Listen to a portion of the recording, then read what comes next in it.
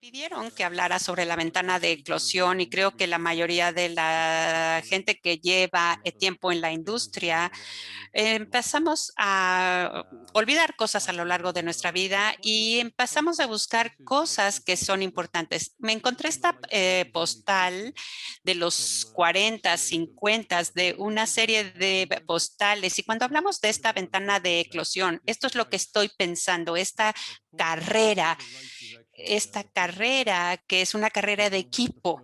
No queremos que el primero pase la meta, queremos que todos pasen juntos. Entonces es importante que todos eclosionen más o menos juntos. Y tratamos de mantener los límites y mantener bien la información. Entonces, habiendo dicho esto, vamos a hablar de qué vamos a tratar este webinar. Primero, ¿qué es la ventana de eclosión? ¿Por qué es importante? ¿Por qué es relevante? Vamos a hablar de los 59 pasos. No se preocupen mucho, será muy obvio cuando hablemos de ello. Después hablamos de dejemos que duerman profundamente y vamos a despertarlos despacio. Es poner los huevos en etapas y cuanto más fríos los podamos tener, más tiempo los podremos tener, pero tenemos el riesgo de cuándo los vamos a despertar y no queremos hacerlo demasiado rápido para evitar la condensación. Vamos a hablar del control de velocidad también, porque eso es lo que se trata básicamente de la ventana de eclosión. Si permitimos que se desarrollen muy rápido, se van a eclosionar muy pronto y tenemos que mantener ese equilibrio dentro de un marco de tiempo específico. Después vamos a hablar de la conciencia mecánica. No es solamente la ingeniería, sino qué es lo que está pasando en sus máquinas. Hay muchas cosas que tenemos que tener en cuenta cuando configuramos nuestras máquinas para asegurarnos de que no generemos problemas más adelante. Y después hablamos de la inducción de la eclosión. Algo que quiero comentar porque también quiero hablar del efecto del observador. Muchas veces cuando tenemos una investigación de la ventana de eclosión, cambiamos esta ventana porque literalmente vamos y vemos. Empecemos entonces. Ahora, ¿qué es la ventana de eclosión? Pues muy fácil, es desde el primer pollito que nace hasta el último que nace. Es un tema muy sencillo. ¿Cuánto tiempo toma? Desde que sale el primer pollito hasta que sale el último. Ahora, si pensamos, si vemos en este primer pollito, ¿por qué puede ser un problema para nosotros? Es porque en cuanto empiezan a respirar externamente, empiezan a usar sus pulmones, ellos empiezan a perder humedad.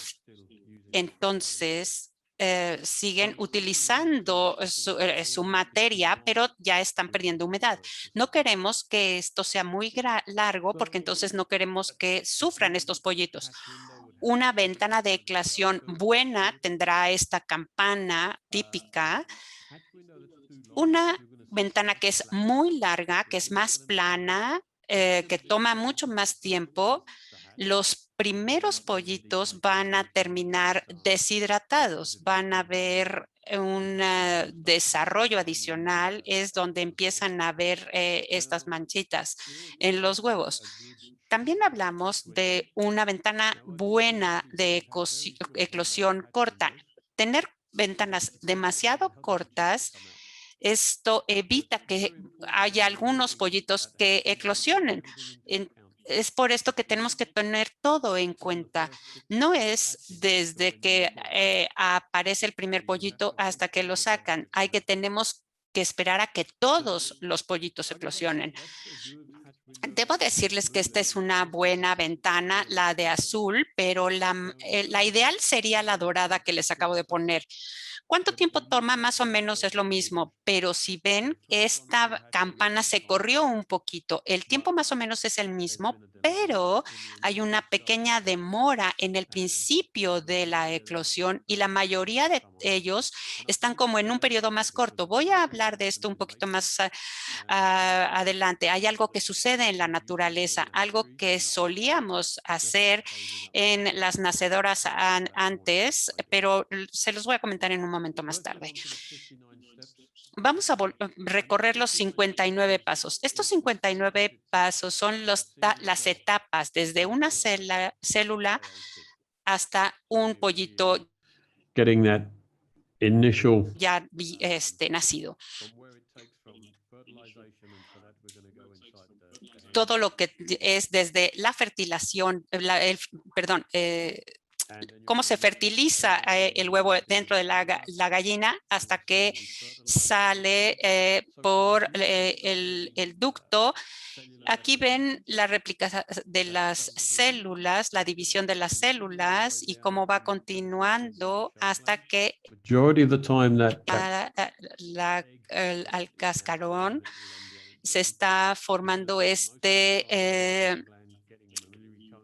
disco germinal, cómo se está formando esta. Y una vez que ya ha sido que puso el huevo, sigue desarrollándose. Hay personas que dicen que tienen 40,000 células, otras 60,000. Los números son muy similares. No, su número de células no es importante. Lo que es importante es que hay una gran variación entre lo que puedes obtener, porque aquí es donde empieza a moverse la ventana de eclosión. Estas son las etapas desde que tenemos nuestro huevo, pero pueden ver desde 9,5 hasta 13. Y eso va a depender de diferentes factores, dependiendo de la gallina madre, el transporte, cómo recogen los huevos, el desarrollo, etcétera. Pero este recorrido, estos 59 pasos, es lo que implica cuando empezamos a incubar estos embriones. Pasan todas estas etapas. Para mí realmente lo considero como recorrido. Digamos que cada una de estas etapas es una estación en este recorrido de un tren, digamos. Obviamente no todos están en la misma distancia porque las etapas están determinadas por la persona que está viendo las diferencias físicas, pero lo importante es que podemos hacerlo más rápido si nosotros ponemos calor, si aumentamos el calor, vamos a agilizar el proceso, pero también lo podemos hacer más lento. Si ponemos frío, podemos hacerlo más lento. Y esto es muy importante. Una vez que tenemos nuestro huevo, incluso en refrigeración, ya pueden haber pasado muchas etapas. Una de las cosas que afectan estas diferentes etapas son, por ejemplo, el tamaño del huevo mismo. Aquí ven ustedes dos huevos. Tenemos uno pequeño del lado izquierdo y uno más grande del lado derecho. Y ustedes pueden ver que una vez que que ya los puso la gallina, empiezan a enfriarse y entonces ese germen baja debajo del cero fisiológico y entonces ese desarrollo se va a detener en el huevo más chiquito porque ya se enfrió en comparación del grande y esto lo pueden tener en cuenta como ejemplo. Ahora, esto es un tema de uniformidad porque aquí ya tenemos una desventaja. Hay algunos que se van a desarrollar más rápido que otros. Hablábamos también del tipo de cajas nidos o de nidos que ustedes tengan. Por ejemplo, si la primera gallina viene y pone un huevo, ese huevo sigue ahí hasta que los recojan.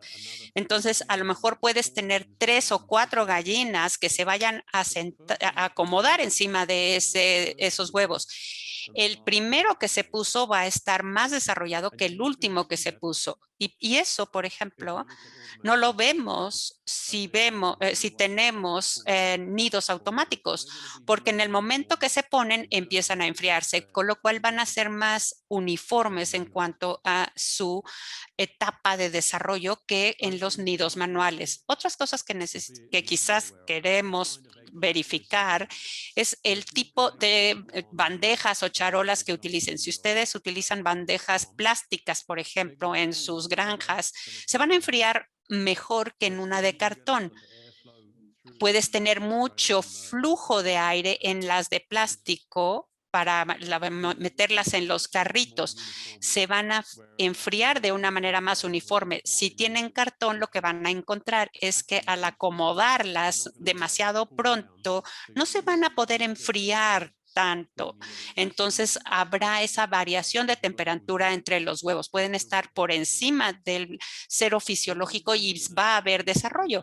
Entonces todo esto influye cuánto tiempo toma un huevo empezar a incubar hasta que eclosiona. Y tenemos que tener en cuenta todos estos temas.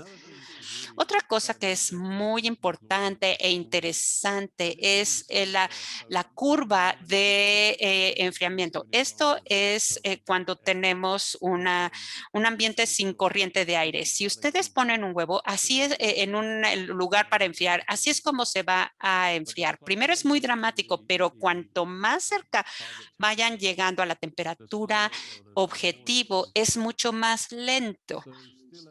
Con lo cual, el aire sin corrientes no es su ayuda para nada si ustedes quieren mantener un enfriamiento uniforme.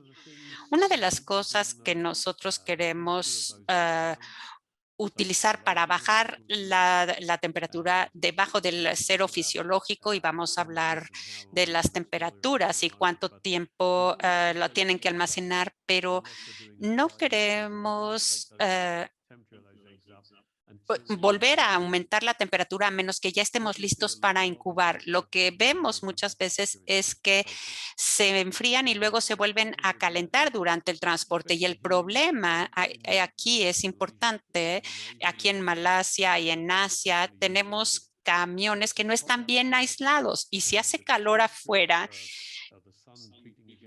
la temperatura del sol que está dando sobre el camión, por ejemplo, entonces ven que los huevos que están en medio de toda esta masa se mantienen fríos, mientras que a los que les da el sol empiezan a tener desarrollo, especialmente si tienen camiones que no están bien aislados. Eso es algo que ustedes tienen que tener en cuenta. En lo que se refiere a las temperaturas, cuando entren a las cámaras refrigeradas, recuerden que cuanto más tiempo los vayamos a almacenar, más fríos los tenemos que tener. Ustedes han de haber visto muchas de estas gráficas. Esto no quiere decir que tenemos que bajar la temperatura cuanto más tiempo tenga el huevo, y lo he visto mucho en las nacedoras. Lo que tenemos que hacer es bajar la temperatura muy rápido. Si sabemos que vamos a tener estos huevos manteniéndolos por un tiempo más largo, desde el momento en que lleguen a la nacedora necesitamos bajar la temperatura. Y entonces así ustedes pueden tomarse el tiempo para empezar a subir la temperatura. Es muy importante que subir la temperatura sea gradual para evitar la condensación. Algo más que sucede durante los almacenamientos muy prolongados, y esta es una etapa 11, la que ven en la parte de la izquierda, y cuanto más tiempo almacenemos estos huevos, ustedes van a ver mayor mortalidad celular. Son estos puntitos negros que ven ustedes ahí. ¿Qué significa respecto a nuestro punto final, nuestra meta? Quiere decir que cuanto más almacenen estos huevos, más lejos están de la meta, así que tendrán que incubarlos más tiempo. Entonces, sin SPIDES, ustedes tendrán que incorporar más tiempo para la incubación. Si ustedes hacen un tratamiento SPIDES, no tendrán que acumular más tiempo, pero eso depende de la temperatura de sus huevos, qué tanto los estén almacenando y las temperaturas que utilicen para el tratamiento SPIDES.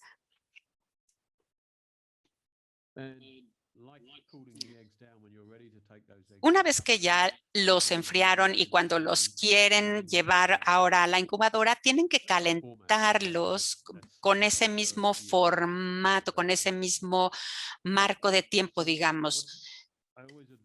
Yo siempre les recomiendo es que utilicen un espacio de gran capacidad donde ustedes se puedan mover y que el aire se pueda mover entre las bandejas en vez de dejarlos en un lugar donde no haya corrientes de aire. Es mejor si ustedes van a preincubar y precalentar, que lo hagan dentro de la incubadora, ponerlos adentro de la incubadora, hacer que funcionen los ventiladores para que el aire se mueva, porque si no va a tomar más tiempo y se van a calentar desde hacia afuera, hacia adentro y tendrán esta ventana mucho más extendida.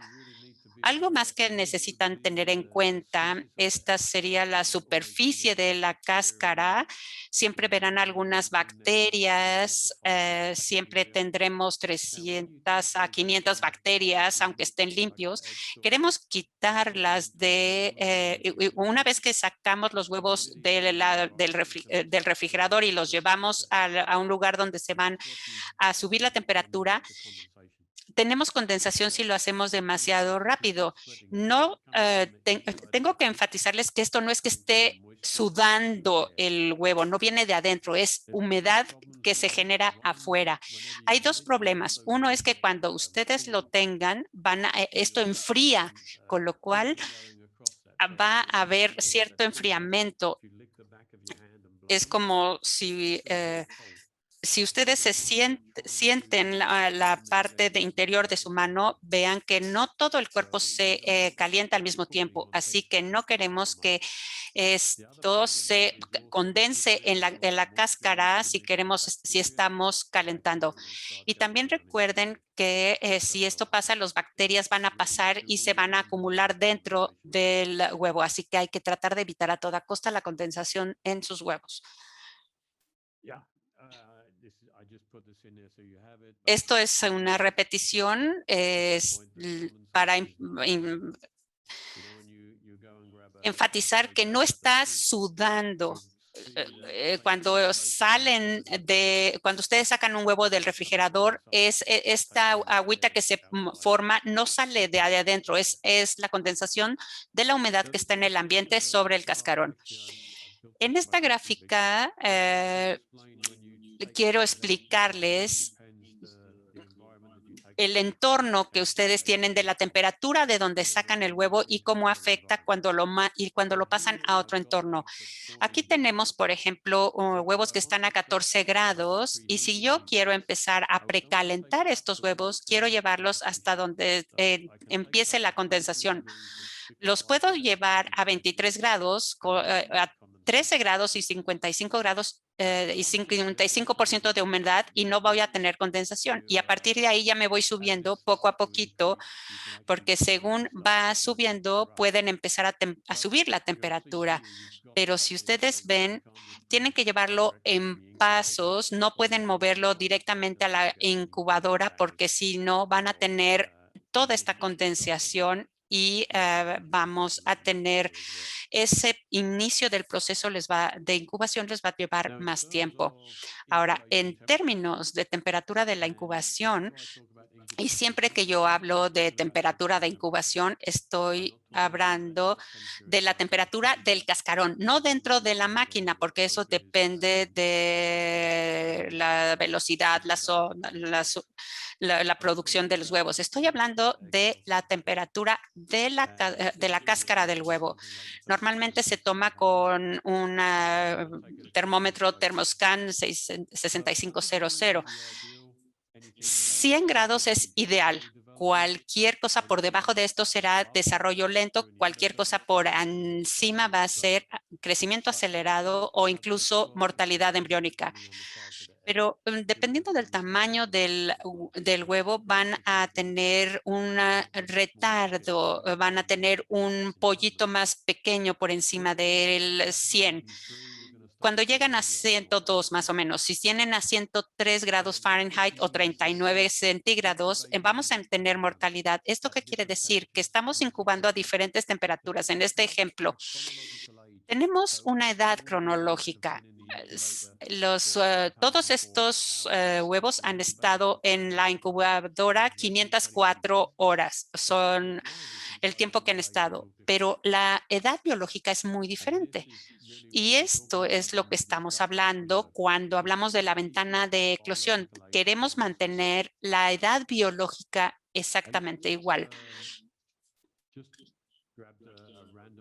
Acabo de tomar un ejemplo de las incubadoras, una gran máquina. Yo quiero ver qué tanto se está produciendo dentro de esta gran máquina y cuando yo analizo la producción de calor, hablo la edad de la parvada y la fertilidad. Cuando hablo de la edad de la parvada, estamos diciendo que es el tamaño del huevo. No me importa realmente qué edad tiene, sino qué tamaño tiene el huevo, qué tamaño tiene el embrión. Mayor embrión, mayor producción de calor.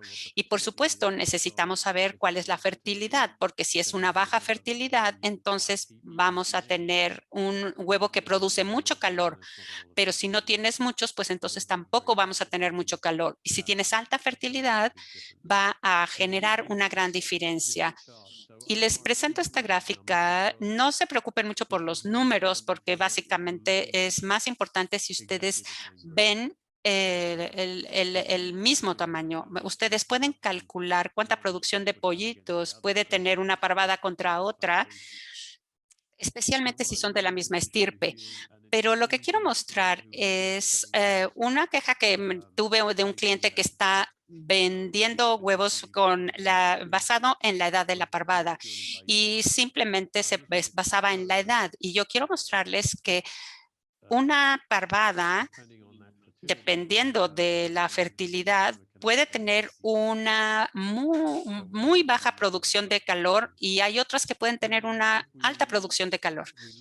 Si nosotros vemos la producción de calor, hay muchas diferencias obvias y depende del tipo de gallinas, una reproductora pesada va a generar mucho más calor y también depende de que sean más masculinas o más femeninas y qué tan masculinas y femeninas son.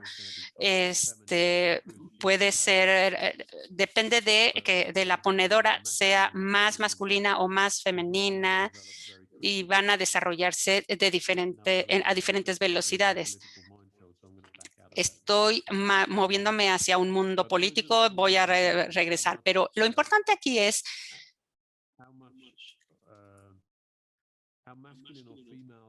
qué tan masculino o femenino sean los padres, porque eso sí va a marcar una diferencia en el tamaño del huevo.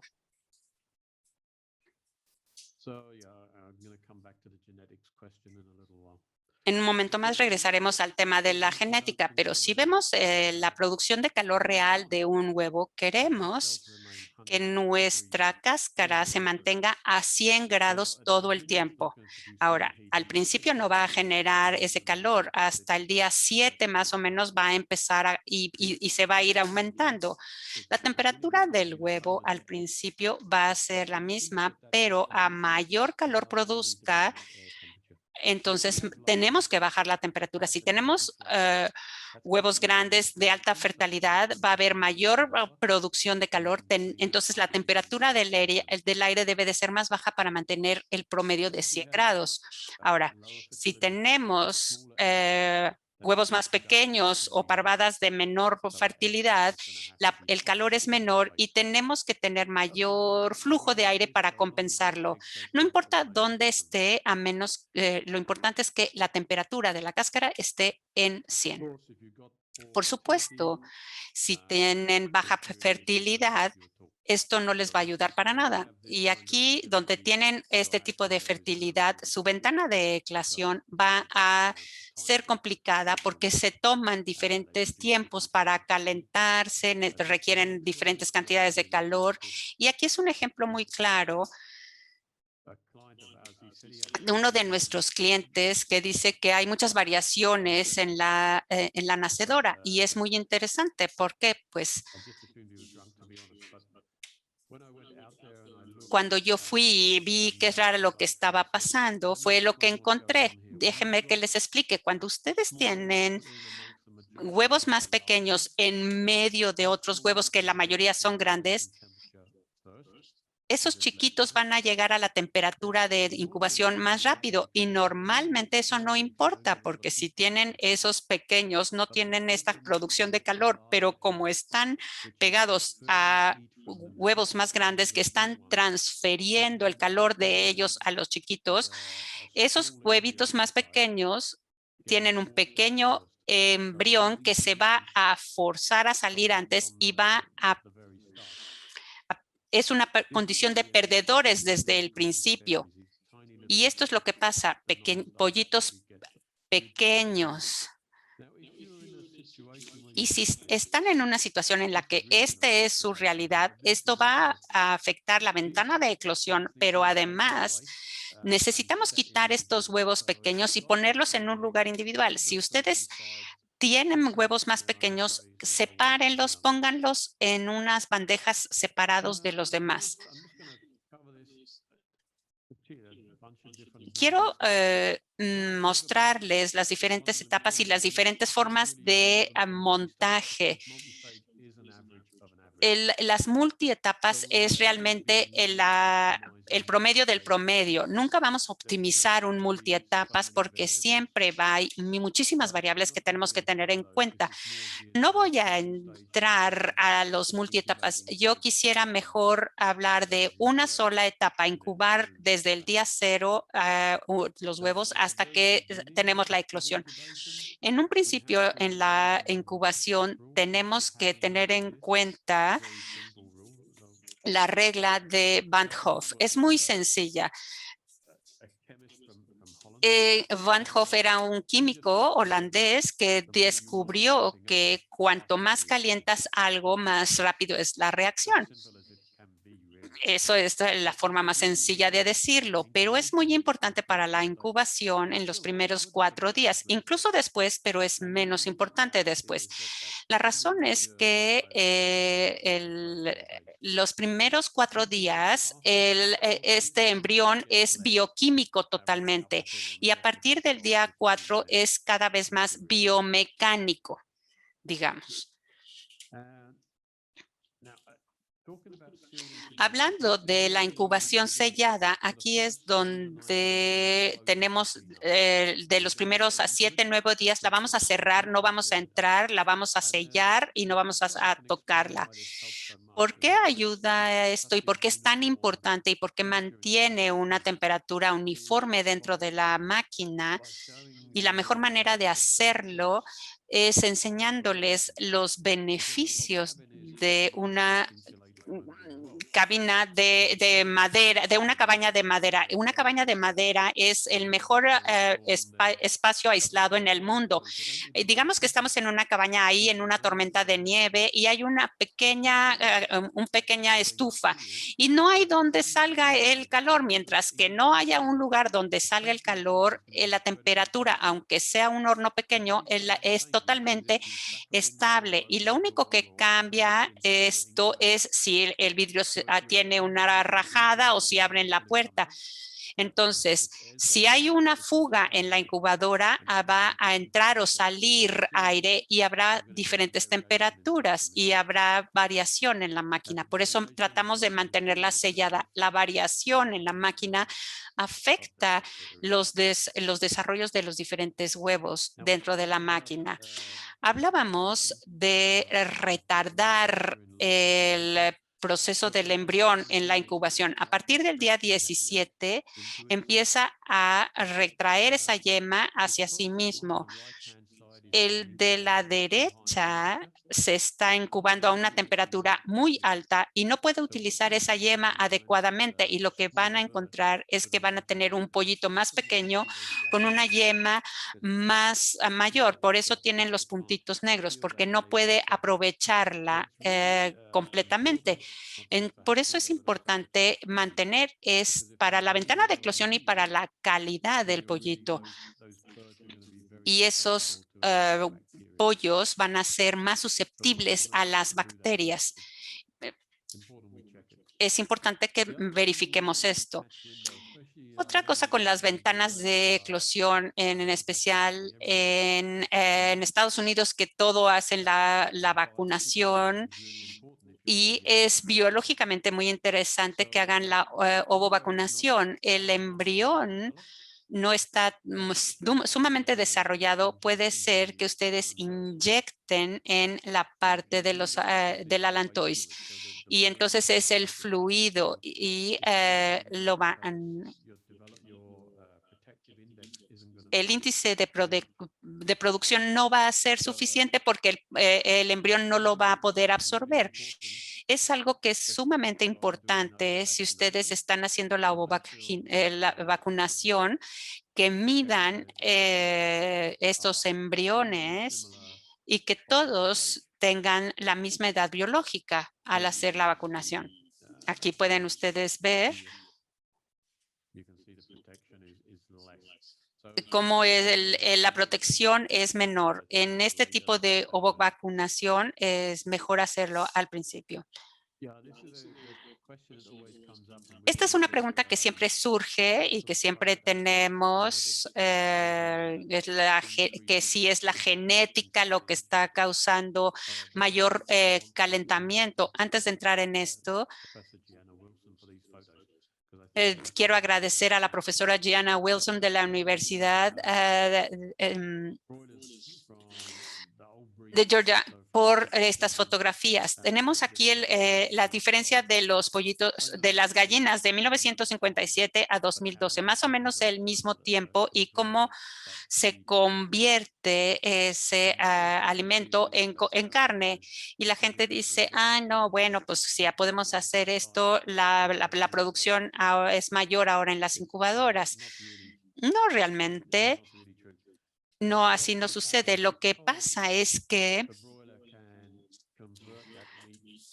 las, las reproductoras pueden convertir esto en carne de una manera más rápido y más grande. Y si el padre es más grande, tienen huevos más grandes, pero también tienen mayor índice de fertilidad.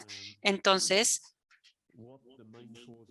tenemos que ver cuál es la fuente principal de producción de calor para nuestros huevos, si es el índice de fertilidad o el tamaño de la gallina. En cuanto a masa, no tenemos mayor temperatura por la misma cantidad de masa. Si tenemos más masa, nos va a dar más temperatura, pero también tenemos más vida, y por eso tenemos mayor producción de calor en esas incubadoras. No es simplemente, no, son las genéticas lo que han cambiado y por eso tenemos más calor que se está produciendo. Algo más que quería mencionarles, y esto viene de las máquinas de alta densidad, y entonces compran estas máquinas tan grandes, pero luego las cargan solamente a la mitad, y cuando se produce una incubadora, se produce para cierta masa básica. Si ustedes no ponen esa masa básica, pues entonces tendremos más frío o más calor, y subida y bajada de calor, enfriamiento, y en los primeros 4 días de incubación es un desastre total. Van a haber muchas malformaciones. La ventana de eclosión realmente se vuelve loca. Entonces, lo mejor es que si ustedes van a comprar una máquina compren la máquina para el tamaño de parvada que ustedes tienen. No compren la más grande porque entonces van a tener muchísimo espacio libre y lo que único que van a pasar es que van a perder calidad en los pollitos. Necesitan producir pollitos de calidad. Esto es lo que les quería comentar sobre las cargas parciales de las máquinas. Si ustedes ven aquí,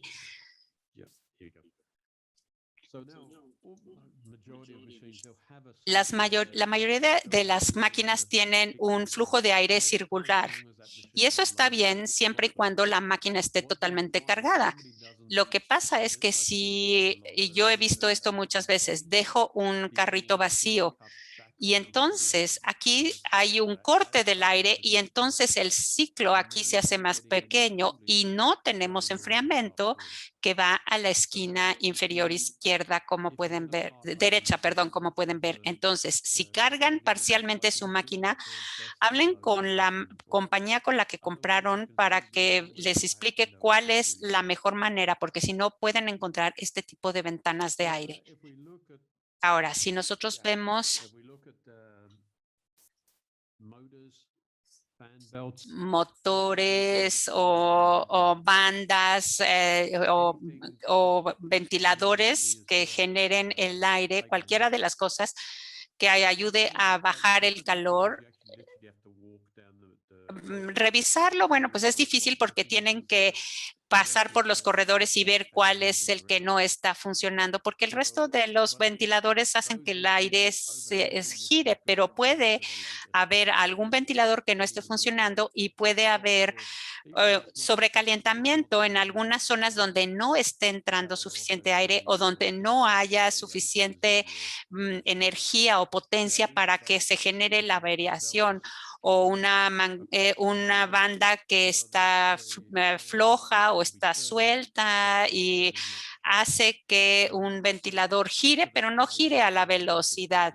A nuestra vista simple parece que está girando, pero no está moviendo el aire que necesita esa máquina. Aquí les voy a mostrar que depende, si ustedes, depende de lo que vean dentro de su incubadora y depende de dónde están los ventiladores, la velocidad del aire, cómo giren, si se giran las bandejas, cómo va a afectar la temperatura de esos huevos.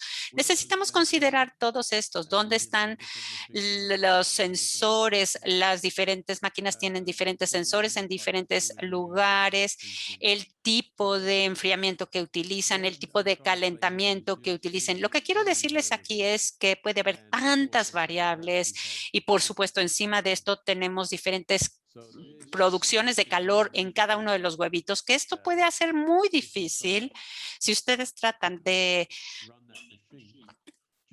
hacer funcionar esta máquina con un programa preconfigurado es muy complicado. Necesitan ir, medir las temperaturas de los cascarones, asegurarse que esté lo más cercano al 100 que se pueda. Y cuando llegamos a las nacedoras, pues es aún más complicado para mantener las temperaturas. Donde tengan una sonda, asegúrense de que tengan el calor del embrión. Aquí, por ejemplo, va a ser mucho más frío que donde van a estar los huevos. Entonces, en la derecha tenemos la nacedora y cuando nazcan, esa temperatura va a estar muy fría para los pollitos porque están recibiendo la temperatura de aquí. Entonces, donde tengan esas ondas, asegúrense de tener calor embriónico y de medir el calor embriónico.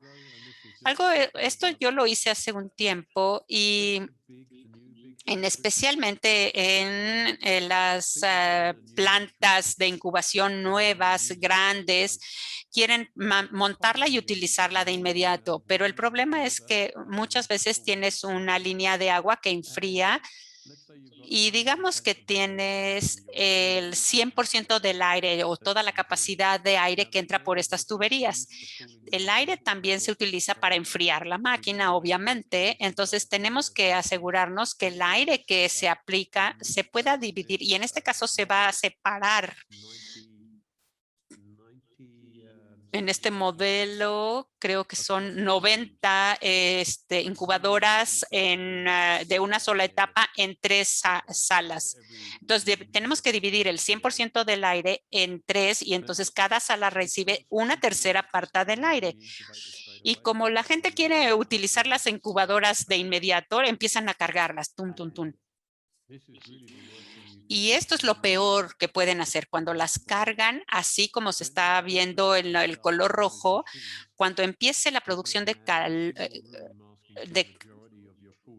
cuando empiecen a enfriar esta parte, pues, va a requerir todo el frío, pero el frío pasa por un ducto más pequeño de lo que está diseñado.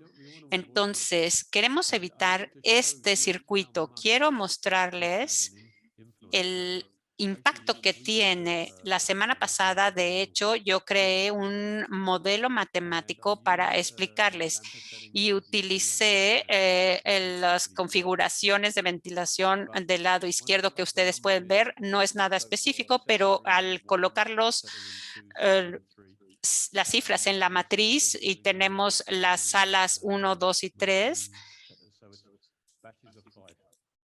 y son lotes de 5 incubadoras cargadas al mismo tiempo, básicamente. Y al ver el patrón, ustedes pueden ver claramente el aire del aire disponible que se está, que se está utilizando en cada. Aquí tenemos la primera sala, tenemos un poquito al principio y después, para cuando llegas al final de la segunda semana, este es el aire que están requiriendo las máquinas del aire disponible. Eso quiere decir que no les va a llegar 62% de aire en esta sala. Es por esto que quiero explicarles la importancia, porque va a haber un problema, porque la máquina se va a sobrecalentar, porque no va a recibir el aire que necesita. El problema no solamente que no es que no va a recibir el oxígeno, sino también va a estar sobrecalentada. Hay que poner escalonada estas cargas, porque al comparar los números, aquí es donde está bien interesante. ¿Cuánto aire se utiliza en cada sala cuando está mal cargada y cuál es el aire que se utiliza en la etapa escalonada? Como vean, aquí no hay ninguno que llegue ni siquiera cerca al punto de crítico. Entonces, si ustedes tienen una planta de incubación, si pueden empezar a utilizarla o pueden cambiar su forma de cargarla, lo mejor, y no la van a cargar completa, lo mejor es escalonada. Ahora vamos a ver la temperatura del agua de enfriamiento. Cuando llega a la incubadora, queremos que esté en la temperatura correcta. Si la línea no está aislada, quiere decir que la temperatura va a ser mayor para cuando llegue a la incubadora. Es importante que ustedes consideren el aislamiento. Una cosa que ustedes pueden ver es que si la presión del agua no es suficiente, si es muy baja, va a tomar más tiempo llegar a la incubadora y eso quiere decir que la temperatura va a seguir subiendo. De nuevo, hablen con su proveedor, vean cuál es la presión de agua que tienen que tener, asegúrense de que estén suministrando el agua de la manera correcta. Este es otro problema con el suministro de agua. Este es agua que sale directamente de la incubadora y vean ustedes por favor, o imagínense que el agua de esos tubos de estas incubadoras, pues obviamente no va a ser eficiente, ¿verdad? Vean que hay muchísima basura y está muy sucia. Si hay mucho calcio, se va a ver estas incrustaciones. Eso, por supuesto, sí es muy alcalina. Esto nosotros sacamos el agua de un pozo, hay que filtrarla antes de utilizarla. Si tienen estos acumulación de cal, el agua es muy alquilina, hay que hacerlo más neutra y esto les puede dar también problema con el solenoide. Si ustedes saben cómo funciona un solenoide, cuando necesitamos que se enfríe, se levanta y deja pasar el agua para que ustedes tengan el enfriamiento. Y de repente puede haber un poquito de basura que bloquea el solenoide y entonces el agua va a seguir pasando con menor cantidad, pero va a llegar un momento en que quede totalmente bloqueado y eso quiere decir que cuando quieran volver a aplicar el solenoide, pues sí, se va a mover, pero como hay un bloqueo, no va a haber enfriamiento y van a tener ese sobrecalentamiento.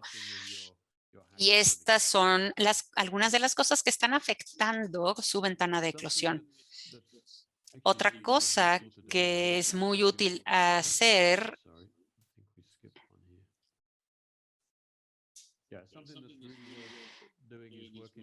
es cuál es su delta T, saber cuál es su delta T. De nuevo, hay que ir con el proveedor que sepan cuál es el delta T que tienen que tener.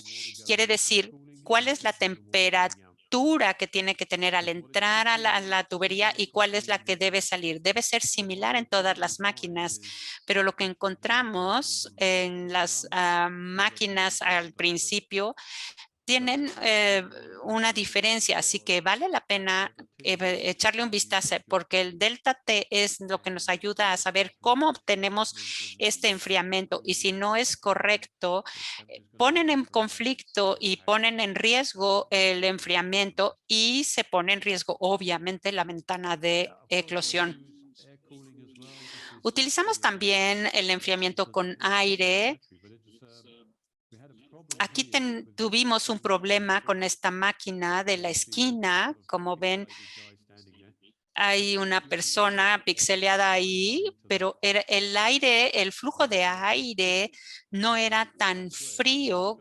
Si ustedes ven la máquina del lado izquierdo, ven este fantasma que entra ahí, ese aire fantasma, y aquí de este lado no ven nada. Eso quiere decir que hay más frío que está entrando a una máquina y a la otra no. En este caso es muy fácil porque ven que aquí se pueden cambiar en las rejillas, pero es otra cosa que tenemos que tener en cuenta, que todas las máquinas tengan la misma temperatura de aire si queremos mantener el perfil o si quieren ajustar el perfil para que tengan una mejor temperatura. También tenemos las bobinas de enfriamiento. Vean aquí que tenemos una fuguita de agua. El problema aquí es que si ustedes ven una fuguita, al cerrar la máquina y estar tratando de enfriar, pueden, en vez de tener unas gotas, pueden tener mayor flujo de agua que les va a generar un problema en cuanto a enfriar demasiado a la máquina y obviamente la calidad de los pollitos. Si ven algo verde es que el agua es más ácida, entonces hay que tratar el agua antes de meterla a la máquina. Aquí vamos a hablar sobre presión de aire, por ejemplo. Queremos una buena circulación en la máquina, como les decía, es el ciclo que tenemos que mantener. Tenemos una presión en una parte de la máquina y la neutra en la parte de atrás. Y esto quiere decir que queremos que estos cambios de presiones ayuden al aire a circular en la máquina. Así debe funcionar. Ahora, si nosotros tenemos demasiado presión en la parte del frente o una presión negativa en la parte inferior, perdón, en la parte trasera, lo que va a pasar es que tenemos mucho aire entrando, pero que va a ser un túnel y va a salir por otros lados. Y no vamos a tener el enfriamiento en las esquinas. No tenemos una mezcla de aire correcta. Y por eso tenemos de repente algunos pollitos medio mareados que salen de las incubadoras. Lo he visto que en personas que dicen, vamos a empujar más aire en la parte frontal de la máquina y sale directamente y entra directamente, pero no tenemos una circulación correcta. También mientras vemos este tipo de incubadoras, si esta ventilación empieza a bloquearse, lo que ustedes van a tener es mayor presión en la parte de atrás y va a tener lo mismo que en la parte del frente. Vamos a tener más humedad, vamos a tener más humedad, vamos a tener más CO2 y pollitos mareados. Así que todo esto va a afectar la manera en que van a eclosionar. Vamos a ver el proceso de eclosión y quiero explicarles antes de ir al efecto del observador, porque queremos asegurarnos de no cambiar nada que afecte el proceso de eclosión. Veamos adentro. Vean que estos huevitos se mueven. Cuando los ponemos juntos, se comunican entre ellos, empiezan a moverse unos con otros, pero vean que internamente va a la celda de aire, pero sigue estando lleno de aire. Los pulmones se tienen que secar. Una vez que los pulmones se secan, el pollito va a empezar a vocalizar. Ahí está. Necesita respirar antes de vocalizar. Esto es una señal para que la madre regrese, se vuelva a poner encima de los huevitos, incremente la temperatura y termine el oxígeno. Este es el proceso tal cual de la incubación de una gallina. Entonces, necesitamos considerar esto cuando estamos viendo nuestra ventana de eclosión. El objeto de observador es el efecto que tienes cuando ves algo y cambias los resultados porque los estás viendo cuáles son los cambios. Yo he hecho mucha investigación de ventanas de eclosión y encontraba que la ventana era muy amplia. ¿Por qué era muy amplia? Porque yo entraba y salía y tocaba y tomaba temperaturas y quitaba y generaba más oxígeno. Y en lugar de inducir la eclosión, la ampliaba más simplemente por entrar y salir. Si ustedes quieren monitorear la ventana de eclosión, asegúrense de no estar haciendo lo que yo hacía. Cuando vi esto, me pareció una muy buena idea para reducir el tiempo que nos toma ver la ventana y poner una cámara térmica. Pueden ver que aquí es mucho más frío que el resto. Y como esto está más frío, puedes suponer que esto va a demorar la eclosión de los que están aquí abajo. Este es el efecto del observador en proceso tal cual. El efecto que tú veas que está pasando algo puede cambiar los resultados y con esto probablemente puedes ponerlo en una máquina y calentarlo artificialmente un poquito más antes de usarlo, etcétera. Podemos ver algunos efectos del observador para optimizar cómo funcionan las máquinas.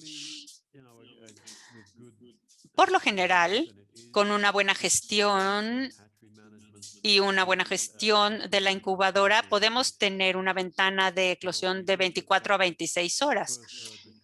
Si vemos el primer pollito, en cuanto hay la primera eclosión, vamos a ver el incremento de la humedad, porque están húmedos, se tienen que secar y esa humedad pasa al ambiente y pueden saber que cuando empieza a ver este punto, cuando ya empieza a bajar, es que ya han eclosionado todos los pollitos. Esta es la más fácil, a lo mejor no la más fácil, pero la más fiable porque no afectas nada en la máquina. Si ves esto, aquí es donde está tu ventana de eclosión.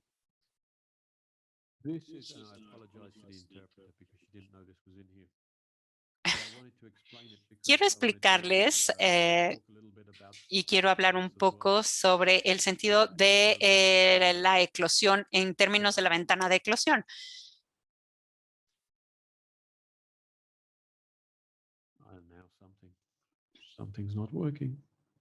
Perdón, pero algo se me trabó aquí en mi máquina.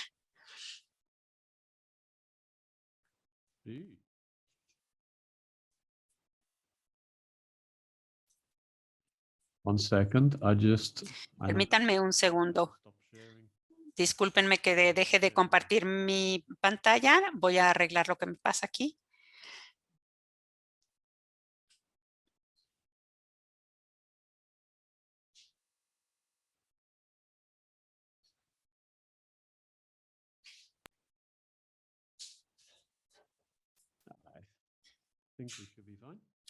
Creo que ahora ya funciona. Déjenme ver.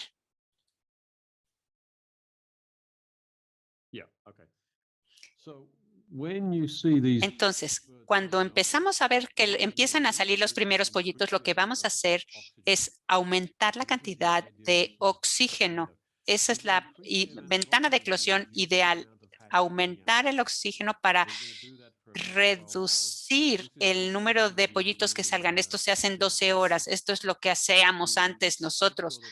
Asegurarnos que estos pollitos se mantengan un poquito más fríos para que no induzcamos la eclosión.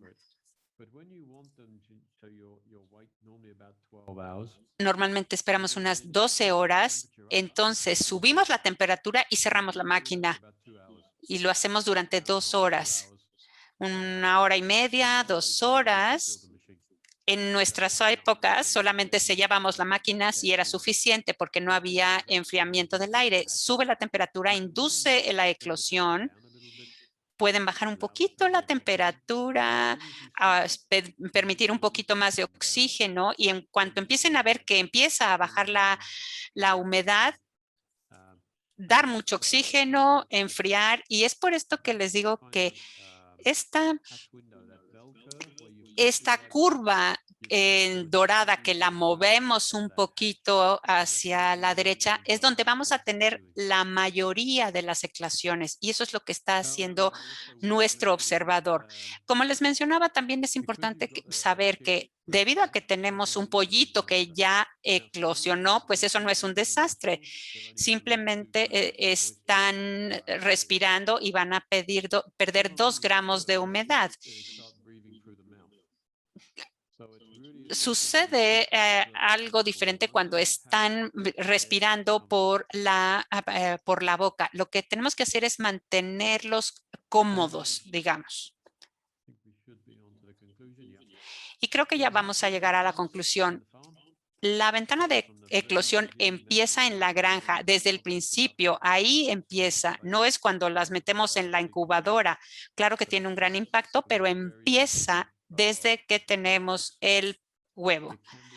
Se puede afectar con toda la operación, los 59 pasos de estos que tenemos.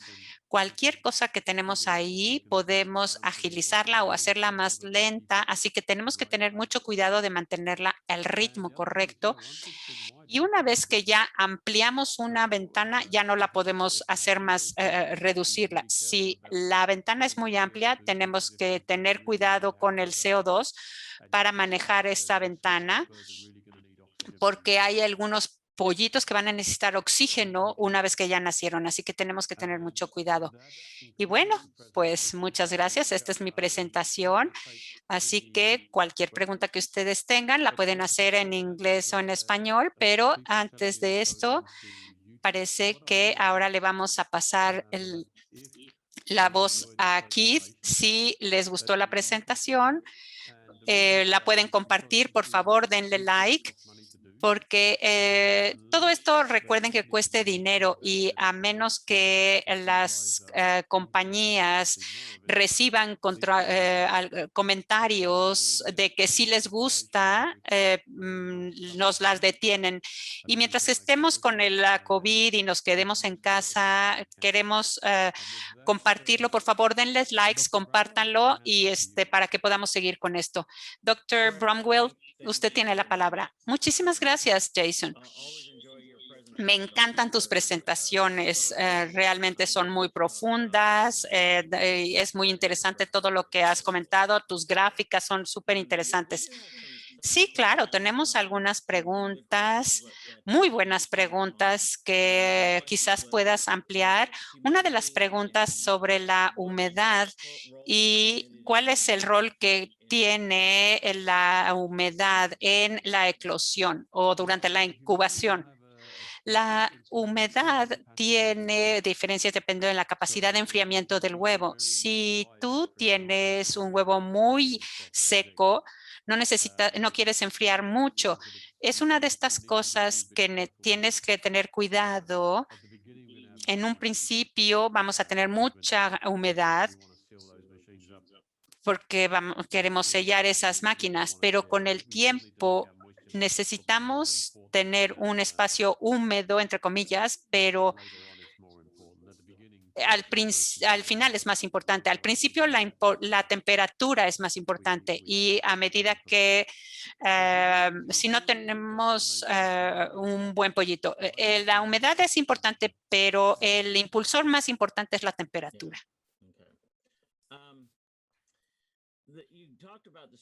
Hablabas del Spides y hicimos un webinario sobre Spides y a comentarlo y qué es y cómo se usa y todas estas cosas. Todo este proceso, cómo se ha utilizado, Avigen lo ha utilizado. ¿Nos puedes explicar brevemente qué es Spides? No sin mucho detalle, por supuesto, pero explicarles qué quiere decir o qué es. Spides es calentar el huevo y después enfriarlo. Es hacer lo que hace la madre todos los días.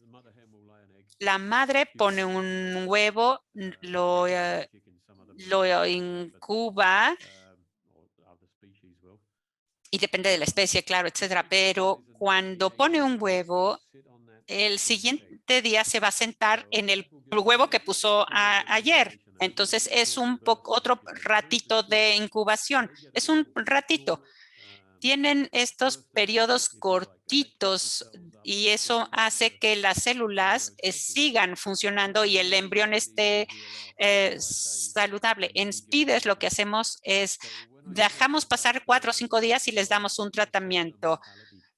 Hablamos de la mortalidad celular y eso permite que los embriones se autosustituyan. Eso es lo que hace SPIDES. Como sustituimos estas células, no tenemos que aumentar el tiempo de incubación como haríamos normalmente. Son periodos de incubación durante etapas de almacenamiento. Eso quiere decir SPIDES. Me preguntan muchas veces y dice, ¿cuál es la edad de mi huevo? Es 4 o 5 días, pues le doy un tratamiento SPIDES. Le digo, pues si son almacenamientos cortos no es necesario. Hay ventajas, sí, claro, pero tienes que revisar si es viable comercialmente. También es un tema de logística. Si esperas 4 o 5 días, yo no lo haría a menos que estás hablando de más días. Sí, yo lo haría porque hay grandes beneficios para la calidad de los pollitos. Y yo no conozco mucho sobre las edades más largas. Si tienes 2 semanas de huevos, pero no tienes la capacidad, mejor piérdelos. Yo en el pasado, yo los desechaba porque es mucho más fácil. Sí, claro, afecta el desempeño del ave. Así que si vas a tener 2 o 3 meses de huevos ya viejos, pues mejor deshazte de ellos porque vas a afectar una semana y otra y otra y otra el desempeño de los pollitos. Sí, mejor caliéntalos de una vez, hazlo rápido, no esperes demasiado. ¿Cómo afecta eso cuando usas SPIDES? ¿Cómo afecta tu ventana de eclosión? Esos huevos que los hemos almacenado mucho tiempo van a tomar más tiempo de incubar, entonces no se hace demasiado larga la ventana. SPIDES es bueno para las ventanas de eclosión, funciona muy bien. Y viniendo con este mismo tema sobre la capacidad, ¿qué piensas sobre precalentar a los huevos? Hablábamos de la condensación, hablábamos de no tener condensación. ¿Y qué pasa con la precalentarlos? ¿Cómo lo hacemos? ¿Qué cosas debemos evitar? Bueno, en términos de la ventana de eclosión, lo que queremos hacer es tener flujo de aire. Es por esto que les he repetido varias veces la ley de Newton de enfriamiento y calentamiento, porque si ustedes precalientan sin flujos de aire, no vas a tener, tienes variaciones. Hay que tener cuidado de no tener condensación porque estás calentando y él solito se enfría con la condensación. Puede ser muy complicado. Entonces, lo que tenemos que asegurar es que no tengamos condensación, que se calienten de manera uniforme. No queremos unos más calientes que otros, porque como les decía, si hay un cambio de un par de grados, y lo he visto en incubadoras donde tenemos estas diferentes temperaturas en diferentes áreas, esa diferencia se mantiene durante varias horas en los huevos. Así que asegúrense de tener un buen flujo de aire. Una vez que lleguen a 24 o 25 grados, pueden empezar a cargarlas en las incubadoras y listos. Yo creo que la clave aquí es lo que decías, es del precalentamiento. Yo he visto es que simplemente los precalientan y pum, pum, pum, pum, pum, los colocan y y ya se los llevan. Y te The longer they're there, the digo, eso va a afectar un montón en la ventana de eclosión. Yo creo que esa es la clave. Sí, y es por eso que el aire vaya hacia la pared y no hacia los huevos, porque también si va directamente sobre los huevos vas a afectar la temperatura. Un flujo de aire suave es mucho mejor. Hay otra pregunta y creo que es algo que nosotros hemos visto en Estados Unidos especialmente. Hay retos de fertilidad, muchos retos que no habíamos visto antes y creo que es en toda la industria, no solamente en una zona, es en toda la industria. En cuanto a incubación, ¿qué recomendaciones o sugerencias tienes para manejar esto?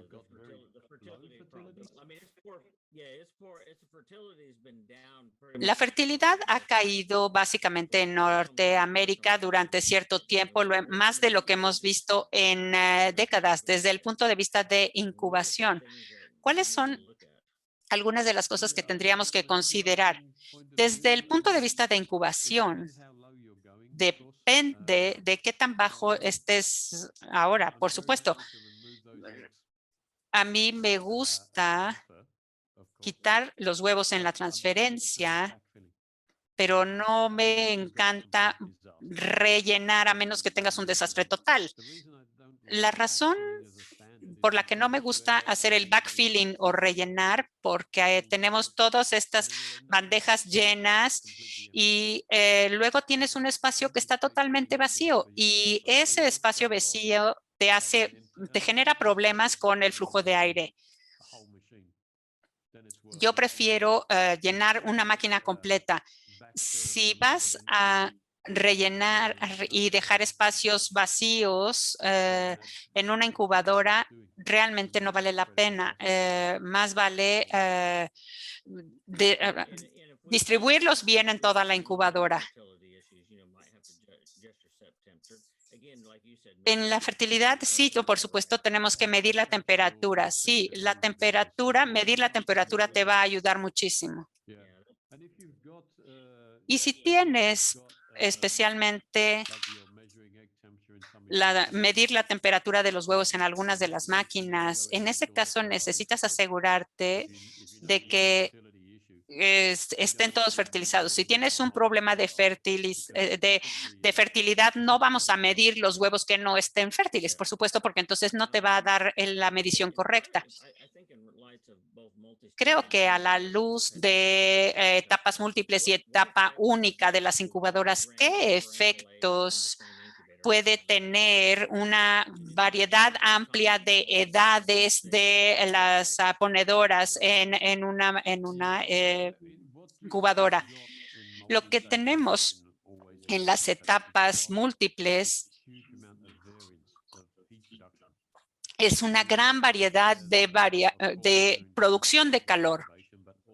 Además de las diferentes etapas de incubación, diferentes edades de las madres y diferentes fertilidades. Entonces, la temperatura de ese lote de huevos es imposible uniformarla, básicamente, porque es el promedio del promedio del promedio. Es algo que vas a tener un resultado, pero nunca va a ser un resultado óptimo. Con una sola etapa, incluso si con ellas puedes tener diferentes parvadas en la misma máquina, vas a luchar. Entonces, las antiguas incubadoras tenían áreas donde eran más, o todas tienen áreas donde son más cálidas y áreas más frías. Y eso puedes utilizarlo para el beneficio de tus cargas. Cargar la máquina de tal manera que optimices estos espacios.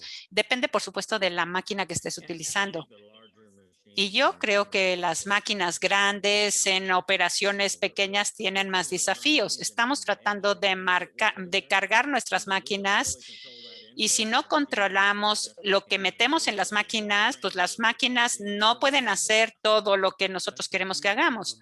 Sí, claro, es un gran problema. La gente ve el precio de una incubadora y dice, uy, por espacio de aire, esta es más barata, compran la más grande que pueden y luego la cargan parcialmente y es una economía falsa directamente. Sí, están viendo solamente la imagen pequeña. ¿Tienes algún comentario sobre el día de transferencia y el efecto en la ventana de eclosión? Si la transferencia tarda 18 o 20 días, ¿tiene un efecto? No debería haber diferencia si la transfieres en el día o en la noche. Si lo haces en la transferencia antes de 19 días, y si necesitas vacunar y necesitas cambiar los parámetros de la incubadora para que emule la incubación. No es un problema siempre y cuando ajustes los parámetros dentro de tu incubadora. Todo se puede hacer, por supuesto. Pero si tú la quieres operar como una incubadora, bueno, pues o una nacedora, pues entonces sí vas a tener problemas. ¿Hay algún problema si reduces la temperatura dramáticamente? Si bajas a 30, si estás a 30 grados y luego lo bajas a 12 grados, ¿hay algún problema ahí?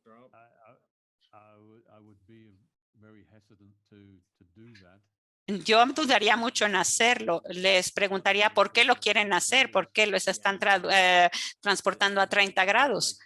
Yo diría arreglen ese problema primero. Otra cosa es que quisiera comentar aquí es si por alguna razón, como les decías, mejor tenemos un buen movimiento de aire en esa instalación porque en realidad el embrión per se no baja de la temperatura rápido, toma cierto tiempo.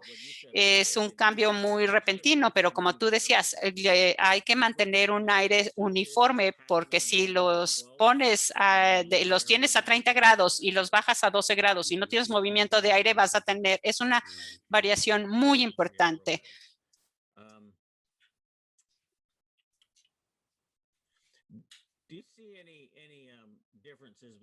¿Ves alguna diferencia en cuanto a las líneas genealógicas de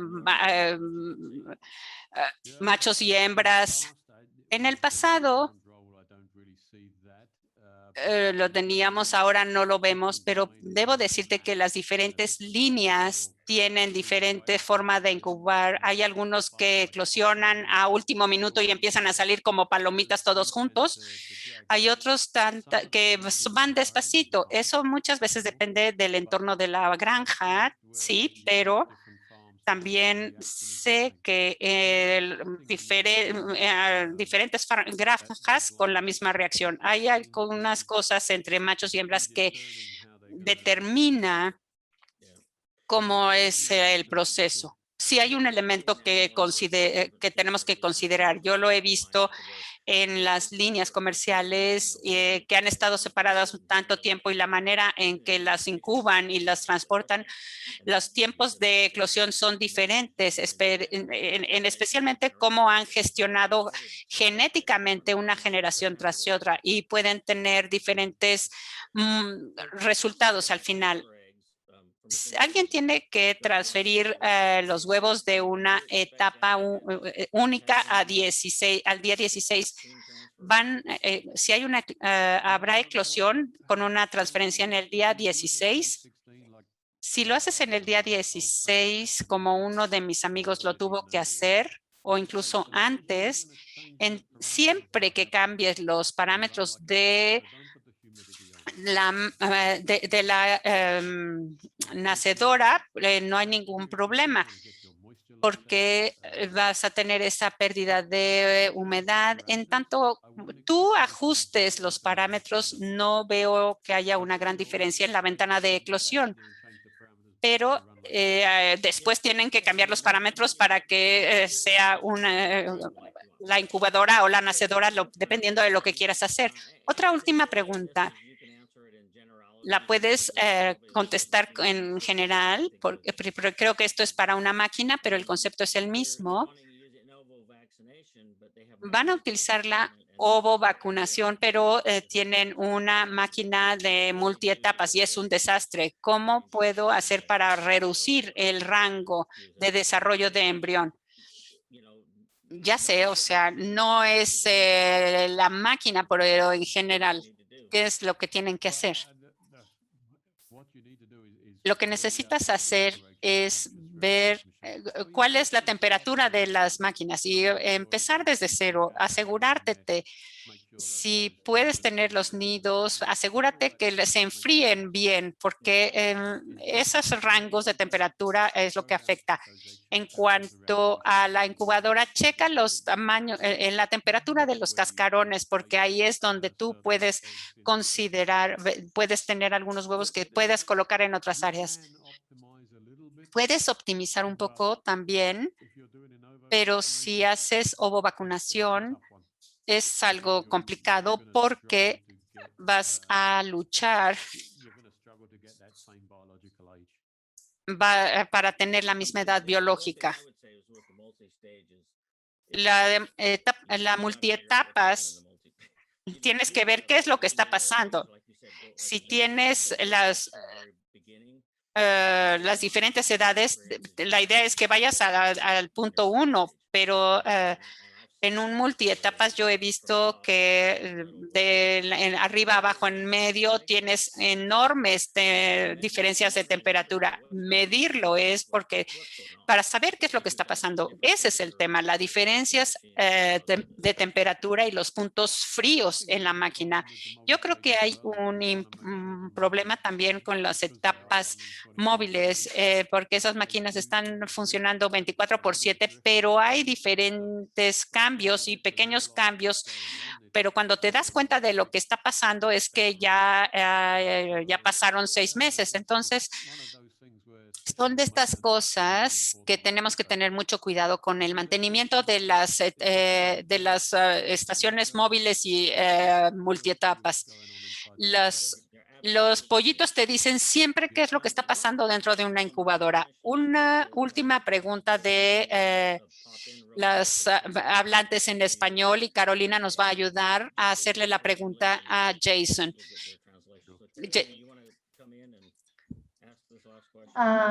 Hello, Jason. How are you? Hola, Jason. ¿Cómo estás? We have one question Tenemos una in pregunta en from español Arturo Flores, and de he's Arturo saying if Flores. the temperature is, let's say, at 10 in the morning at 99.5. Y la pregunta es que si en la mañana tenemos And una then it is temperatura de 10 increased, grados y like después consequently, aumenta a lo largo del can día, it affect the uniformity of the hatch? esto afecta a la uniformidad. ¿Me puedes repetir la pregunta, Carolina, por favor? Sure. So he says, if the temperature is unstable, Está repitiendo la pregunta. La temperatura es inestable and let's say at 10 in the morning is at 99.5, and 3 p.m. it's at 100 Fahrenheit, and then at 8 at night. y digamos que a las 10 de la mañana tenemos It increases a little bit, like let's say 104. Can these affect the uniformity of the hatch?